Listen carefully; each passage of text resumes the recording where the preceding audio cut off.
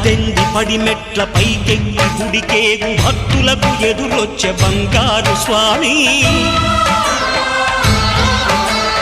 ఇరుముడులు స్పృశించి శుభమనుచు దీవించి జన బృందముల చేరే జగమేలు స్వామి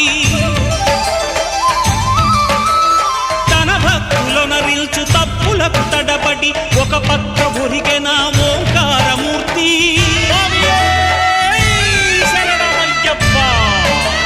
స్వాములందరూ తనకు సాయము కాగా ధీమంతుడై లేచే ఆ కన్య స్వామి పట్టబంధము వీడి భక్తతతికై